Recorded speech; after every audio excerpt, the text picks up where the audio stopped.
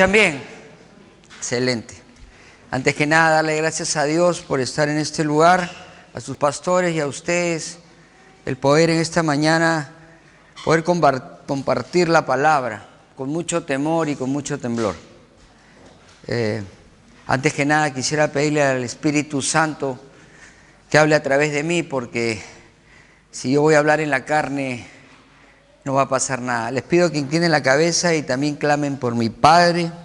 Bendito Dios, me presento esta mañana en el nombre de Jesús, el nombre que está sobre todo nombre, para darte gracias, Dios, por la oportunidad de predicar tu palabra. Te pido, Señor, que sea tu Santo Espíritu guiando cada una de mis palabras, Dios, y que mis hermanos y yo podamos recibir en esta mañana palabra de Dios y no palabra de hombre, Señor. Que esta palabra que recibamos se haga rema en nuestro corazón, que sea revelado, iluminado en nuestro entendimiento, Señor, que la podamos entender y que la podamos aplicar. En el nombre de Jesús, amén y amén. Bueno, acá estoy. Realmente no estaba preparado para predicar hoy día, pero en obediencia llegué y el pastor me dijo, vas a predicar. Así que yo voy a hacer lo posible. Yo quiero empezar con el título de esta prédica, que se llama Defendiendo la verdadera fe. Y el texto bíblico base que voy a tomar es de la epístola de San Judas, Judas 3. Ya que hay una serie de versículos que voy a tomar, en cualquier momento le voy a pedir a ustedes que lean algunos, porque veo que hay mucha interacción entre el pastor y la congregación, y eso me sorprende mucho, porque de donde yo vengo normalmente unos hablan y otros escuchan, y ni siquiera pueden preguntar. Está escrito en el versículo 3, amados, por la gran solicitud que tenía de escribiros acerca de nuestra común salvación, me ha sido necesario escribiros exhortándoos que contendáis ardientemente por la fe que ha sido una vez dada a los santos. Muchísimas veces yo había leído este versículo antes, pero hace unos meses atrás lo volví a leer y algo pasó en mi corazón. Quise seguir estudiando la palabra en otros versículos, en otros lados de la Biblia, pero constantemente venía este versículo a mi memoria. Y al venir este versículo a mi memoria, yo sentía que era el Señor que me estaba tratando de comunicar algo urgentemente. Sobre todo me quedé con esta parte que dice, exhortándonos que contendáis ardientemente por la fe que ha sido dada, una vez dada a los santos. Para apoyar este versículo, yo les voy a dar 3 versículos más para que ustedes los apunten y los estudien más adelante si es necesario. Uno de ellos es Mateo 24:24. Ya el Señor Jesús nos decía, porque se levantarán falsos cristos y falsos profetas y harán grandes señales y prodigios, de tal manera que engañarán, si fueran posible, aún a los escogidos. Ya había una advertencia. La misma advertencia la encontramos en Primera de Timoteo 4, del versículo, Primera de Timoteo, capítulo 4, 1 y 2. Pero el Espíritu dice claramente que en los postreros tiempos algunos apostatarán de la fe, escuchando espíritus engañadores y a doctrinas de demonios, por la hipocresía de mentirosos que teniendo cauterizada la conciencia. Y por último, podríamos ir a Segunda de Pedro, capítulo 2, versículo 3, ¿no? Que esto es lo que hacen realmente muchas iglesias, y en mi país por lo menos yo considero que el 98% hacen esto. Y por avaricia harán mercadería de vosotros con palabras fingidas. Sobre los tales ya de largo tiempo la condenación no se tarda y su perdición no se duerme. Y por avaricia harán mercadería de vosotros con palabras fingidas. Estamos viviendo tiempos, los últimos tiempos, ustedes lo saben, yo lo sé, la palabra lo dice, la apostasía está llegando a niveles increíbles. Nosotros con Cintia pertenecimos a una de las congregaciones más grandes de nuestro país, llegamos a ser grandes líderes, manejábamos una cantidad increíble de discípulos, pero llegó un momento en que gracias a la palabra mi entendimiento fue iluminado y me di cuenta que más que ser un predicador me estaban utilizando como una parte de un engranaje comercial. Porque en realidad el evangelio que predican estas iglesias apóstatas, estos sinvergüenzas, por no decir otra cosa, es un evangelio en el cual te dicen así: si tú crees en Cristo, entonces tú vas a ser feliz, vas a tener dinero y vas a estar sano. Yo les pregunto si eso fue lo que predicó Jesucristo. Ahora yo también te hago esta pregunta: ¿no quieren lo mismo los mundanos? Pregúntale a cualquier persona que no tenga a Dios si no quiere ser feliz, estar sano y tener dinero. Por supuesto que sí. Pero eso te atrapa cuando tú no conoces de a Dios. Entonces el problema acá es qué se están predicando a esas personas. Si ellos empiezan con ese tipo de fundamento, entonces todo lo que se les predique de ahí para adelante ya no va a valer, porque no han entendido el verdadero evangelio. La misión de ustedes, la misión de nosotros y la misión de todos estos hermanos que poco a poco están siendo iluminados por el Espíritu Santo es contender ardientemente por la fe. La palabra ardientemente, como me comentaba el pastor, es una guerra a muerte, hasta la muerte, una guerra sin cuartel. Aquí, desde ya de los inicios del Evangelio, ya había personas que estaban utilizándolo con otros fines. Para mí la palabra ardientemente significa usar toda mi mente y toda mi pasión por luchar por el verdadero Evangelio. Yo realmente me siento indignado y muy apenado de ver que hay millones, hermanos, millones de personas atrapadas en estas iglesias. Y nosotros, los que hemos sido iluminados, tenemos el deber, tenemos el mandato de pelear contra estos señores feudales que han hecho imperios increíbles, que sobrepasan los millones de dólares, que en realidad tu vida no les importa. A mí me encanta esta congregación, desde que llegué me sentí parte de ustedes. Tanto es así que al segundo día ya estaba cargando paquetes, pues no se pase. Y me mandaban a Ruth, carga por acá, carga por allá. Y yo decía, ¿qué pasa acá? Pero bueno, caballero nomás. Lindos son, ¿ah? O sea, se siente el amor de Dios, están ustedes metidos en la palabra. He podido observar cómo los jóvenes ya dominan el Evangelio.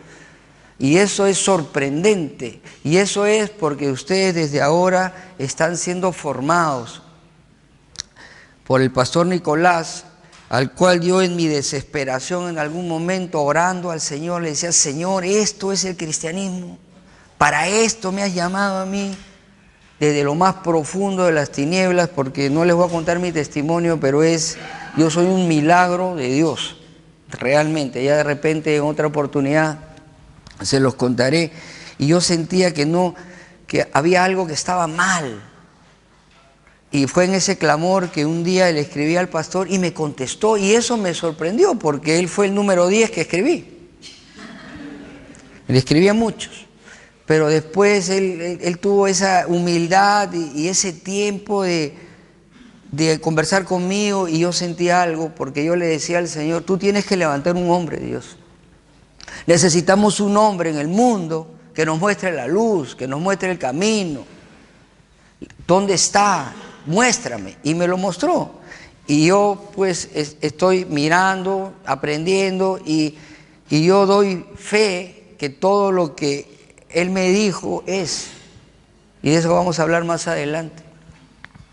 Entonces, yo los felicito, pero también ustedes tienen una gran responsabilidad porque aquí esto va a ser como esporas que van a salir por todo el mundo, hermano.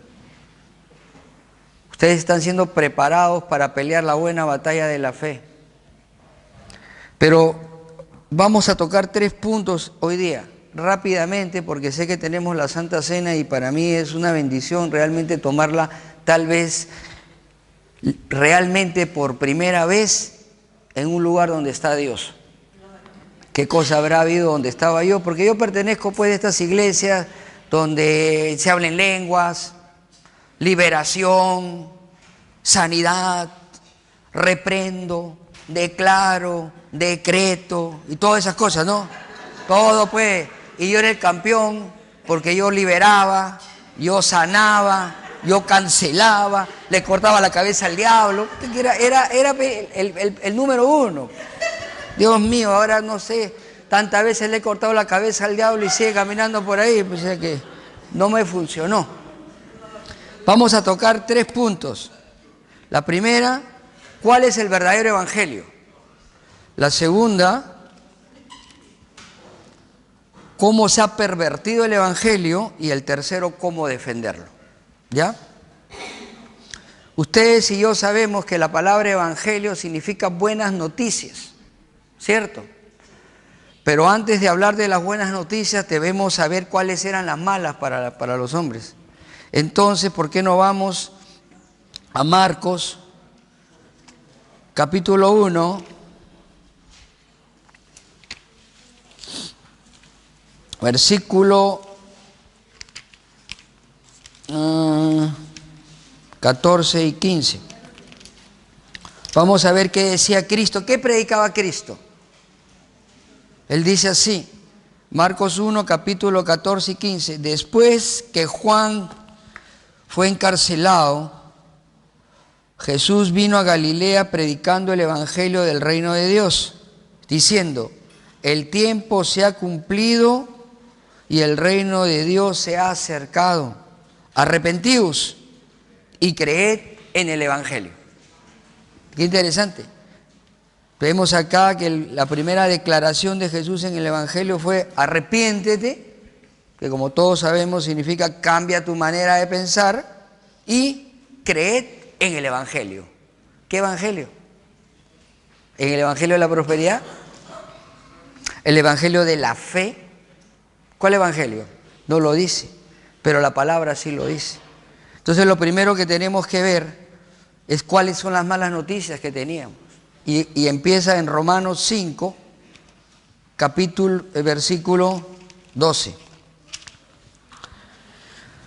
Por tanto, como el pecado entró en el mundo por un hombre, y por el pecado la muerte, así la muerte pasó a todos los hombres por cuantos todos pecaron. ¿Quiénes pecaron? Todos. ¿Pecó Adán nomás? No.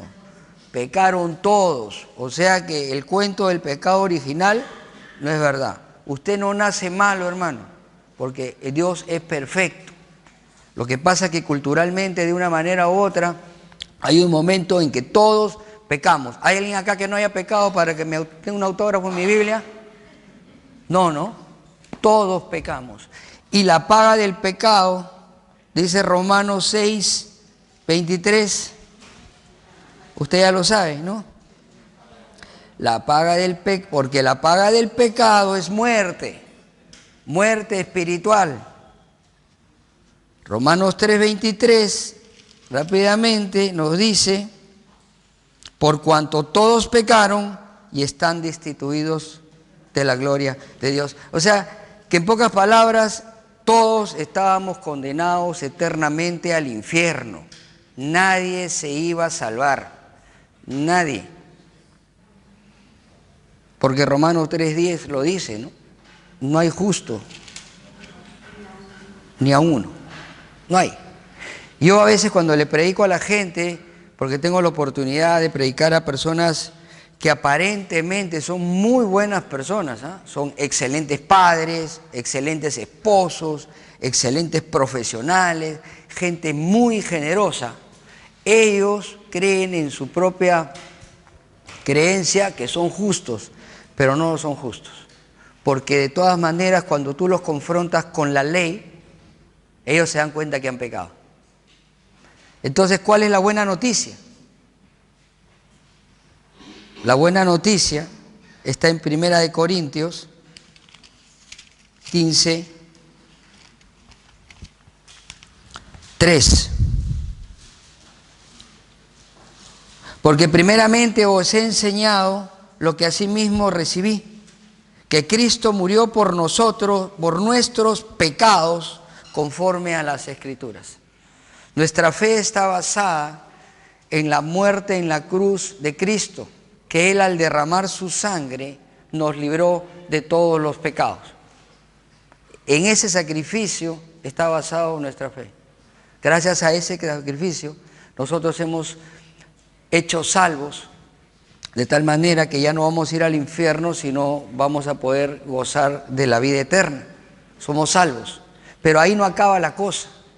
El sacrificio de Cristo también nos trae algo que a todos nosotros en esta tierra nos encanta. Y ustedes saben qué es nuestra nueva naturaleza, ¿no? Segunda de Corintios, que es uno de los versículos que más nos gusta, 5:17 dice: de modo que si alguno está en Cristo, nueva criatura es. Las cosas viejas pasaron, he aquí todas son hechas nuevas. Dios mío, ¿quién no ha sido cambiado por Cristo acá? ¿Ah? ¿Se acuerdan? ¿Cómo le gustaban las fiestas, la noche, los chupitos, todas esas cosas que toman acá? Ya estoy aprendiendo las palabras. Todas esa mentalidad que tenían ustedes cuando estábamos en el mundo, ¿se acuerdan? ¿Cómo ha cambiado? Lo que era importante para nosotros antes de conocer a Cristo ya no lo es. Ahora hay cosas que antes no eran importantes, ahora sí lo son. La familia, buscar de Dios, la honradez. Increíble. Nadie puede decir que Cristo no nos ha cambiado. Inclusive dice en Efesios 2:10 que Él nos está preservando para toda buena obra. Ahora tenemos una inclinación a ayudar al prójimo. Se comienza a notar en nosotros los frutos del Espíritu Santo. Comenzamos a amar más, a tener más gozo, a ser más bondadosos, a tener mayor dominio propio, a ser más mansos. Tal vez no seamos como Jesús, pero ahí estamos, poco a poco, porque es un fruto. Nunca se olviden de eso, hermano, es un fruto. Y así como en lo natural, una semilla tiene que morir, tiene que salir un tallo, tiene que haber un árbol antes que haya un fruto, también tiene que pasar de repente muchísimos años para que usted, su carácter, se comience a parecer en algo al carácter de Cristo. Entonces, en resumen de este primer punto es, antes de conocer a Cristo, nos íbamos a ir al infierno. Después del sacrificio de Cristo, somos salvos, tenemos una nueva naturaleza y ya podemos andar como Dios quiere que anda. Este es el verdadero evangelio de Cristo. Esto es lo que usted tiene que predicarle a la persona de afuera. Si ellos no entienden esto, el resto no lo van a entender. Lamentablemente esto no se predica en las iglesias porque no les conviene. En las iglesias apóstatas no les conviene hablar del pecado porque el 80% de los que van no han nacido de nuevo.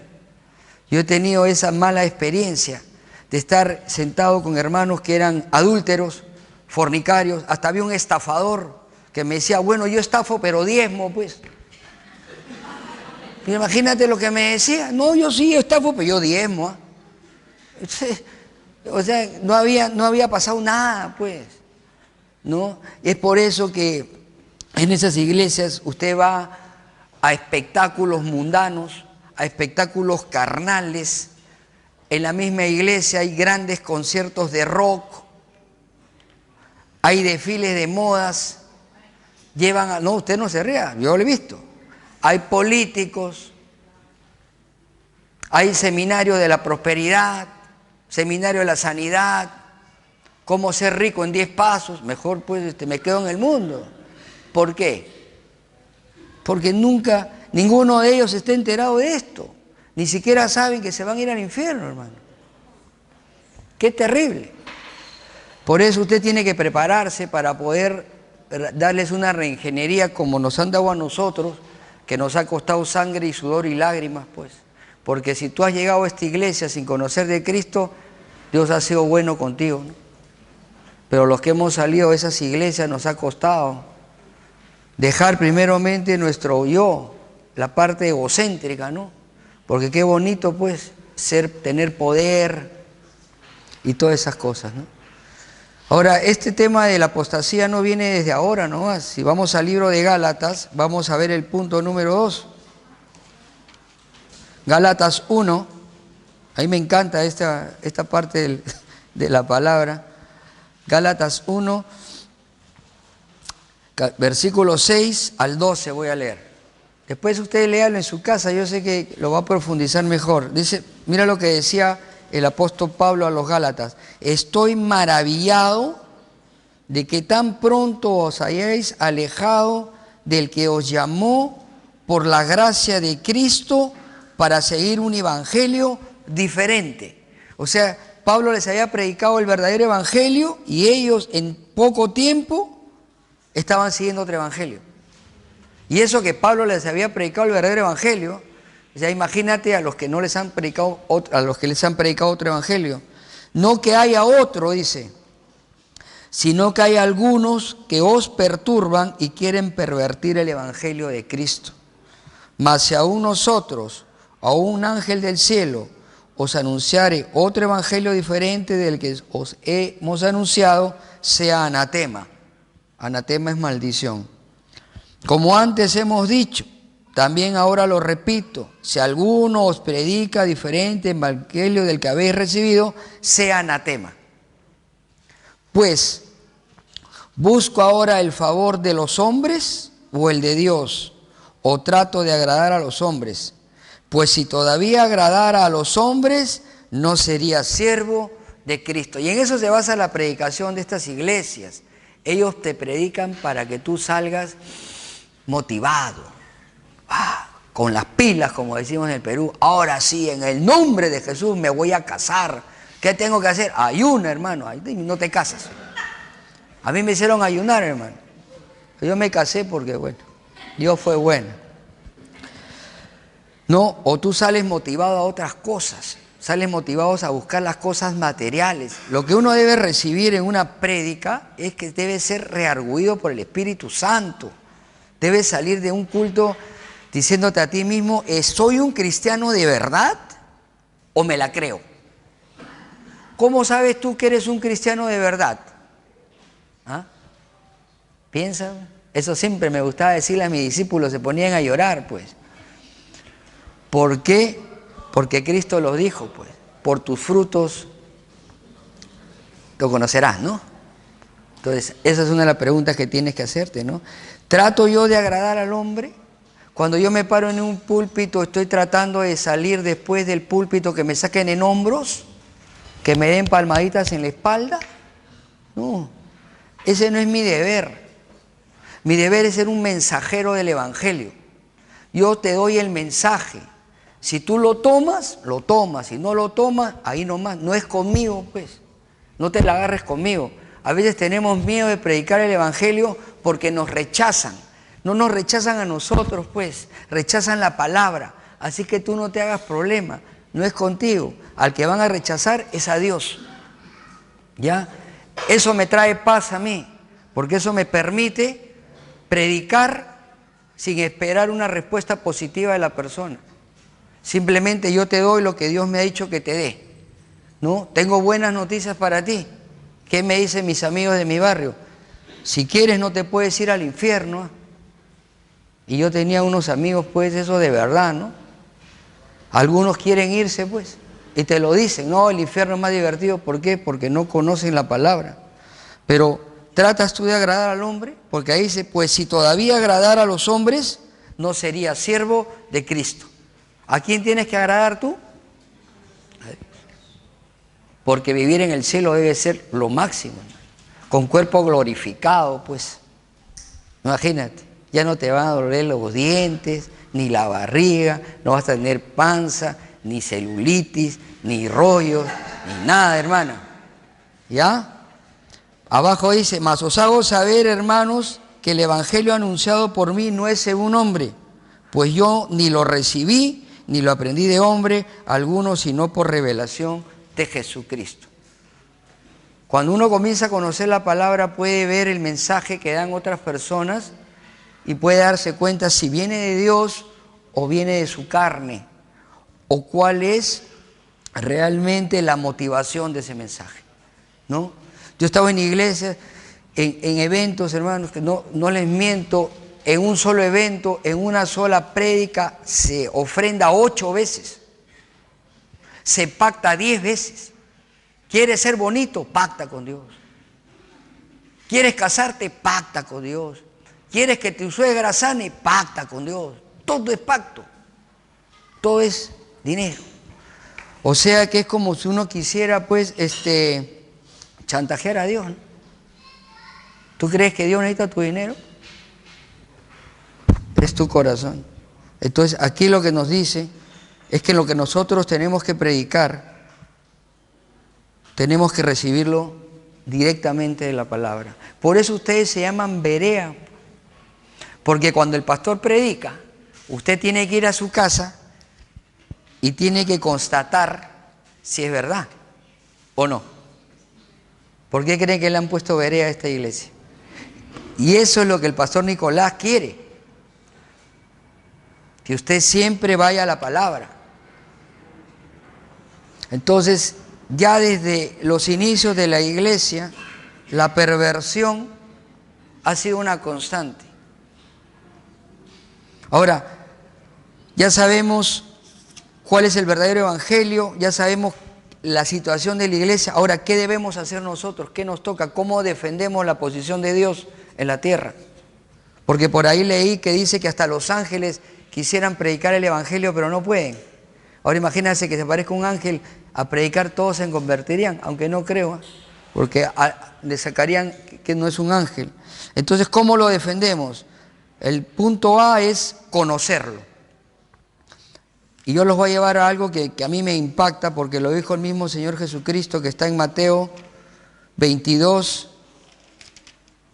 29. Entonces, respondiendo Jesús les dijo, erráis ignorando las Escrituras y el poder de Dios. Una de las primeras misiones que tenemos nosotros es conocer y estudiar la palabra. Yo ya tengo en la palabra 10 años y muchas veces vuelvo a leer un versículo con detenimiento y parece que no lo hubiera leído porque solamente mi vista ha pasado por encima de ello. Algo que he aprendido en estos días es que para conocer la palabra hay que hacer un esfuerzo tremendo. Hay que estudiar, reestudiar y darle con todo, porque es la única manera y es un mandato.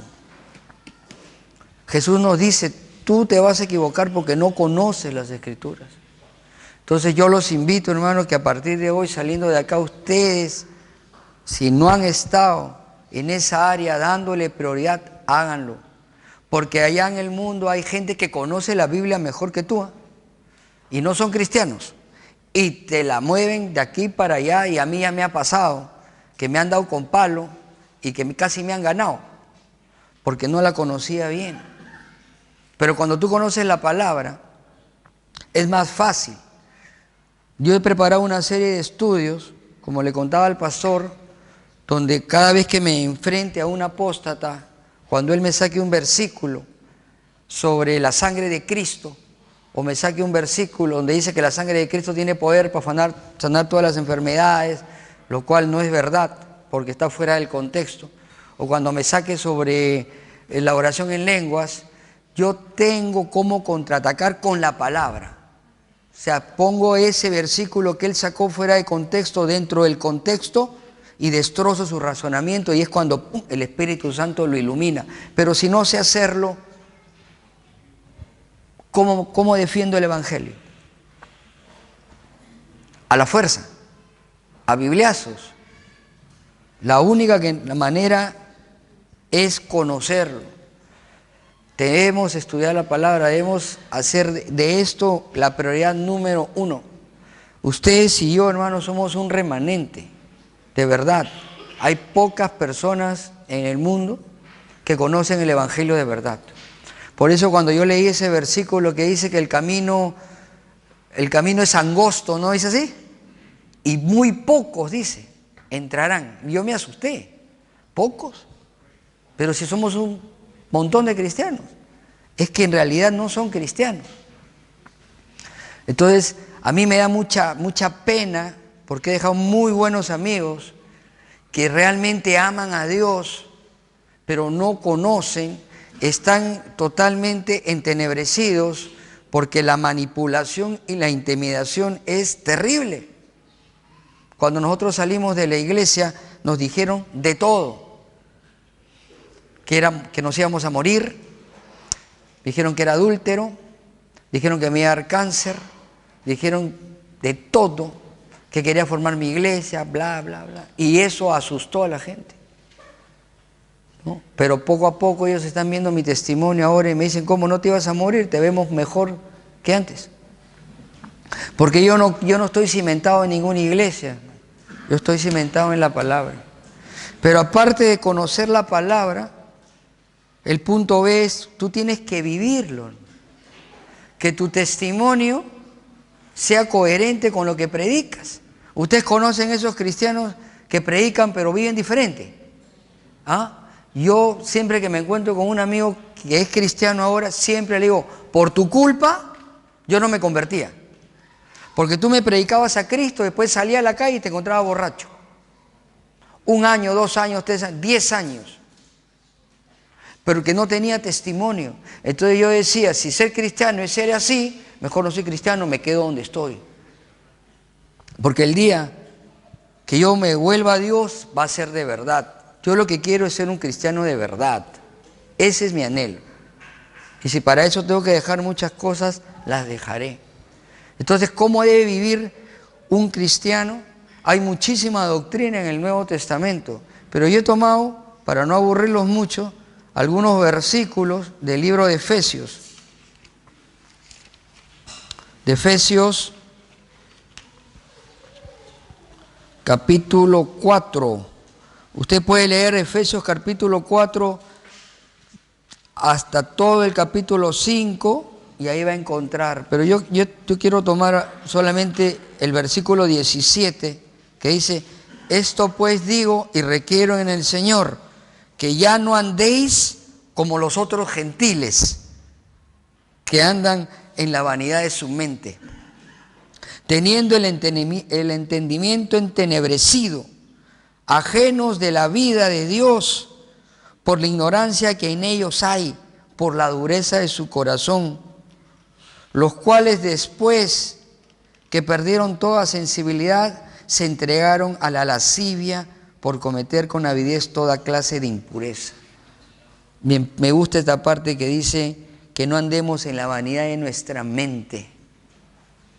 Alguien me dijo que a veces la razón humana es el peor enemigo de tu vida espiritual.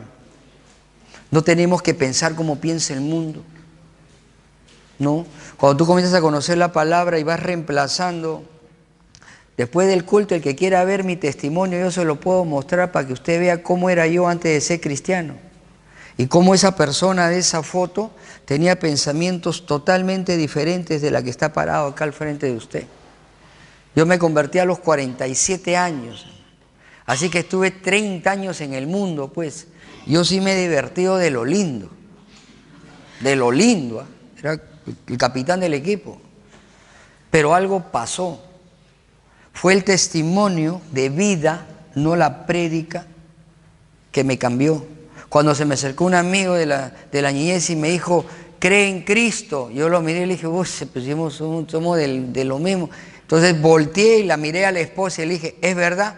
Sí, es verdad. No te creo. Sí, el salvaje cambió. Uy, dije, yo también quiero. Si este salvaje cambió, yo cambio. Y comencé a parar con él. Y me cambió, su testimonio me cambió. No fue la prédica. Después ya la palabra fue renovando mi mente. Y al ir renovando mi mente, fui cambiando los antiguos conceptos que tenía. Entonces fue cambiando mi conducta, fue cambiando mi comportamiento y me he convertido en la persona que soy. Me convertí a los 47. A los 49 años me casé. A ver, ¿quién se casa a los 49, pues? Ese es un milagro ya, ¿o no? A ver, dime, pues, si ya estás viviendo toda la vida solo. Ahora ya tengo 8 años de casado, ¿no? Claro que Dios no me mostró todo, pero me casé. Bueno, pues ya después, cuando seas casado, ya sabrás cómo es. Y ahora soy abuelo, sin ser padre. Pero el testimonio fue lo que me cambió. Ahora, para seguir adelante, ¿cómo vamos a enfrentar el error? ¿Cómo podemos enfrentar el error? Y esto lo vemos en Marcos 7.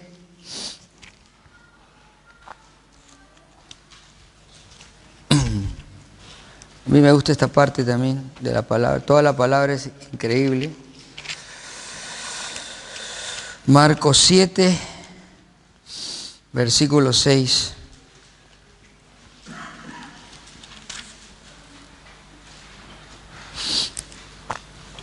Jesucristo,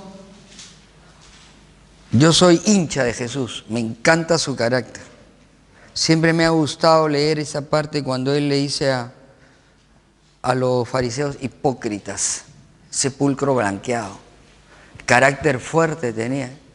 Pero acá les dice a los saduceos, pues en vano me honran enseñando como doctrinas mandamientos de hombres, porque dejando el mandamiento de Dios, os aferráis a la tradición de los hombres, los lavamientos de los jarros y de los vasos de beber y hacéis otras cosas.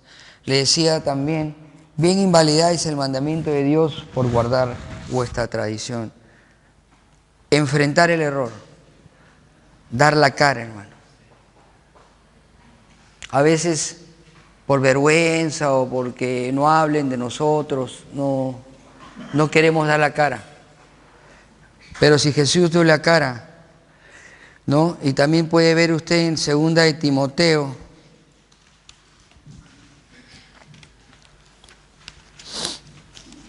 tres.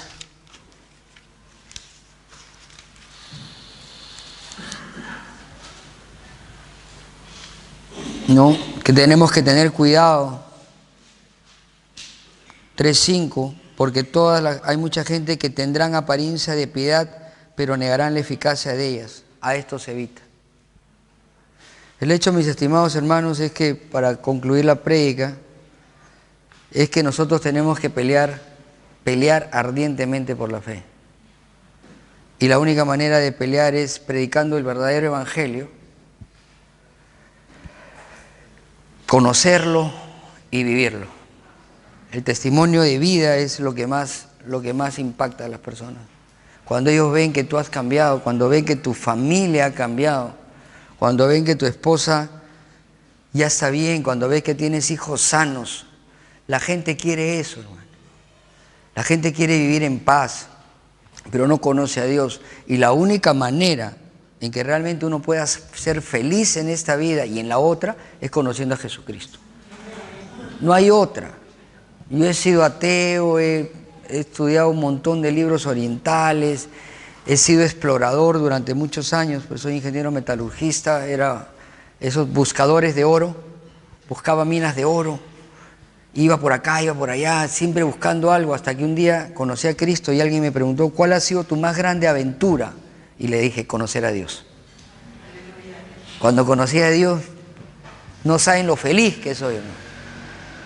O sea, yo sé pues que con Él ya lo tengo todo, paso mis problemas, me enfermo como todos. Mi mamá ahorita estoy acá predicando, ella está en el hospital en el Perú. Pero acá estoy, ¿no? Porque se la pongo en manos del Señor. ¿Qué puedo hacer? Entonces yo les quisiera hacer una oración con ustedes para que sea el Espíritu Santo, hermano, porque sin el Espíritu Santo no podemos hacer nada. el que ponga ese fuego en cada uno de nuestros corazones. ¿Por qué no nos ponemos de pie mejor para poder orar?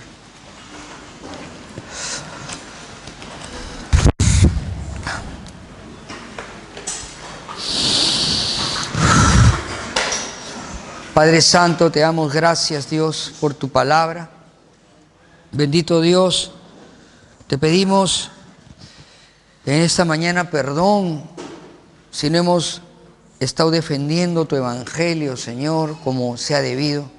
Muchas veces, Dios, por temor o por vergüenza o tal vez por falta de preparación, cuando hemos sido confrontados, no lo hemos, Dios, hecho a tu manera. Te pedimos, Señor, que tu Santo Espíritu a partir de hoy nos capacite, Señor, a poder entender a profundidad tu palabra, a poder exponerla con poder, Señor. Ayúdanos, Dios. En esta mañana clamamos y como dice tu palabra, clama a mí y yo te responderé. Yo siento, Señor, en mi corazón que muchos de mis hermanos acá, Dios, están clamando para que tú, Dios, les abra su entendimiento. Dice tu palabra en el libro de Santiago que al que pide sabiduría tú se la das, Señor. Y te pedimos sabiduría, Señor, para poder entender la palabra, Señor. Porque la verdad que muchas veces pareciera que no la entendemos, Dios. Pareciera que se cierran los textos. Que una unción especial, Señor, de tu Santo Espíritu caiga en esta mañana sobre todos nosotros, para que cada vez que nos sentemos a estudiar podamos entender la palabra, que nos volvamos personas disciplinadas en el estudio de la palabra, Señor, que no nos contentemos solamente con venir al culto o llevar algunos cursos, que hagamos de la predicación de la palabra un estilo de vida, que hagamos del estudio de tu palabra, Señor, una necesidad, que cada mañana, así como nos levantamos para comer, comamos el pan de vida, Señor, para poder de esa manera resistir el día malo, como dice tu palabra. Ayúdanos, Dios, por favor, ayúdanos, porque sin ti no somos nada. En el nombre de Jesús hemos orado y toda la congregación dice amén y amén. Muchas gracias, hermanos. Dios los bendiga.